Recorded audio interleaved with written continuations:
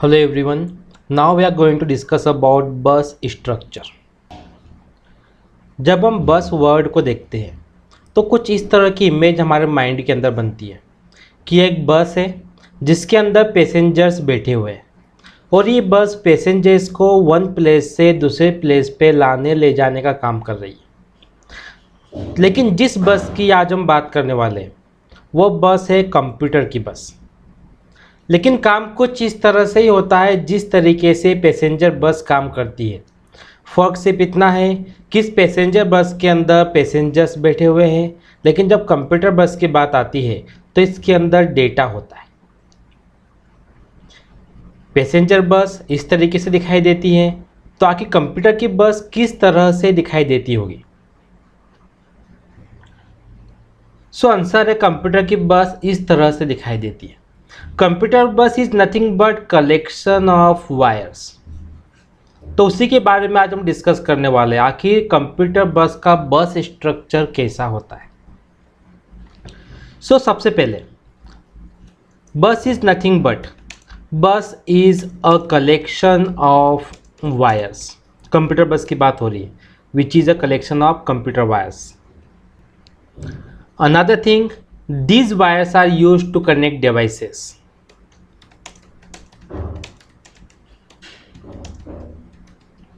अब devices means किस तरह से? फॉर एग्जाम्पल मान लीजिए कि हमारे सामने एक कंप्यूटर की बस है, ये हमारे कंप्यूटर की बस है। ओके, इसको हमने नेम दे दिया बस। अब इस बस से कनेक्टेड है मेमोरी, हो सकता है कि वो रैम हो सकता है कि वो रोम हो सकता है कि वो हार्ड डिस्क हो। अब इसी बस से कनेक्टेड है प्रोसेसर, अब इसी बस से कनेक्टेड है इनपुट डिवाइसेस, अब इसी बस से कनेक्टेड है आउटपुट डिवाइसेस। मीन्स आप देख सकते हैं एक बस क्या कर रही है, डिफरेंट डिवाइसेस को आपस में कनेक्ट करने का काम कर रही है। नॉट ओनली कनेक्ट कर रही है बल्कि डेटा को लाने ले जाने का काम भी करती है। वो कैसे हम देखते हैं। Bus is nothing but bus is a collection of lines. अब लाइन्स मीन्स कैसे? फॉर एग्जाम्पल यहाँ मैं बोलूँगा bus is a collection of data lines. ये क्या होती है हम देखेंगे। Bus is a collection of address lines and bus is a collection of control line. अब डेटा लाइंस की यदि हम बात करें, डेटा लाइंस क्या है, नेम से मालूम पड़ता है, is support transmission of data. Yes, data. Okay, address line की यदि बात करें तो it specify location of data. Mean simple data के एड्रेस की बात हो रही है कि डेटा मेमोरी में किस जगह पे रखा है। अब यदि हम कंट्रोल लाइंस की बात करें तो ये बताता है इवेंट टाइमिंग्स को। मीन्स कब कौन सा ऑपरेशन हमको परफॉर्म करना है, वो आ जाता है कंट्रोल लाइन के अंदर। तो ये जो 3 वर्ड्स हमने यहाँ पे लिखे हैं, इससे हमको मालूम पड़ जाता है कि एक बस किस तरह से वर्क करता होगा। अब हम बात करते हैं टाइप्स ऑफ बस स्ट्रक्चर की। जैसे हमारे सामने नंबर 1 है address bus, then data bus, then control bus. कुछ इस तरह का स्ट्रक्चर हमारे सामने होगा। Okay, means types of buses जब हमें देखना हो तो अगर हम लोग यहाँ पर देखें तो हमको यहाँ पर एड्रेस बस दिखाई दे रही है, डेटा बस दिखाई दे रही है, कंट्रोल बस दिखाई दे रही है। और जब ये तीनों बसेस आपस में मिल जाती है तो यहाँ पर बनता है सिस्टम बस। यहाँ पर सीपीयू कनेक्टेड है, यहाँ पर मेमोरी कनेक्टेड है, यहाँ पर इनपुट और आउटपुट डिवाइसेस कनेक्टेड है। मीन्स कनेक्शन पॉइंट भी हमको ये डायग्राम को देख के क्लियर हो जाएगा कि कौन सा कंपोनेंट बस से किस तरह से कनेक्टेड है। और जब भी बस स्ट्रक्चर के बारे में पूछा जाता है या कंप्यूटर बसेस के बारे में पूछा जाता है तो ये डायग्राम हम एग्जाम में ज़रूर बनाते हैं। सो सबसे पहले हम लोग बात करेंगे एड्रेस बस के बारे में। नेम से मालूम पड़ रहा है कि एड्रेस बस आखिर क्या करती होगी। So address bus carry memory addresses. And what is memory address? So memory address is a location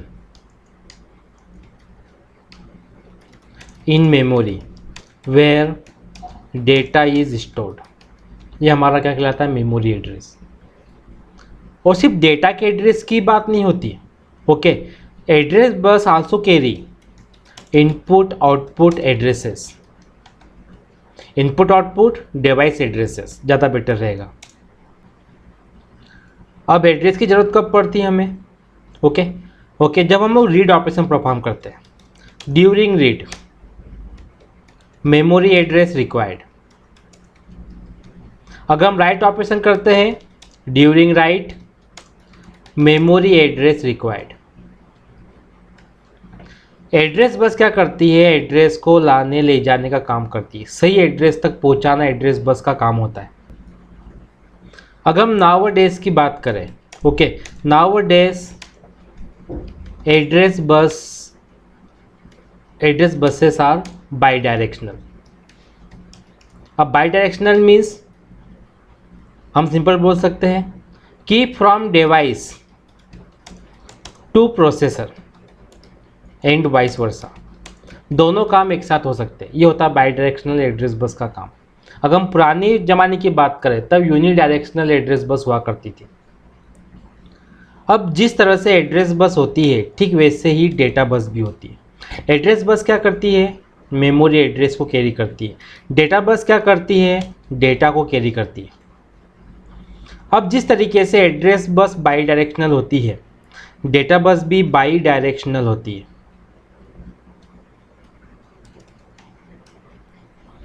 अब यहाँ पर होता क्या है, data bus fetches instruction from memory, okay. और हम कह सकते हैं data bus fetches instruction, not fetches, we can say store, it store instructions to the memory. में दोनों तरीके से काम हो रहा है, मेमोरी से डेटा ले भी रहा है और मेमोरी में डेटा को स्टोर भी कर रहा है। ये काम किसका है, डेटा बस का। अब डेटा बस के अंदर डेटा किसी भी टाइप का हो सकता है कि डेटा बस के अंदर डेटा कमांड टाइप का हो। हम सिंपल बोल सकते हैं it carry command to the input output controller या फिर पोर्ट। इस बार डेटा क्या है, इस बार कमांड यहाँ पर डेटा है, तो डेटा किसी भी फॉर्म में हो सकता है। अब डेटा बस के बाद बारी आती है कंट्रोल बस की। एक्चुअली हमको नेम से मालूम पड़ रहा है कंट्रोल बस क्या करती होगी। Control bus generates control signals. अब कंट्रोल सिग्नल्स मीन्स क्या, अब कंट्रोल सिग्नल्स मीन्स हम बोल सकते हैं जैसे रीड सिग्नल, या फिर मैं इसको और सिंप्लीफाई कर देता हूँ, that is memory read signal या फिर मेमोरी राइट सिग्नल। यहाँ पे सिंपल हम बोल सकते हैं इनपुट आउटपुट रीड सिग्नल या फिर इनपुट आउटपुट राइट सिग्नल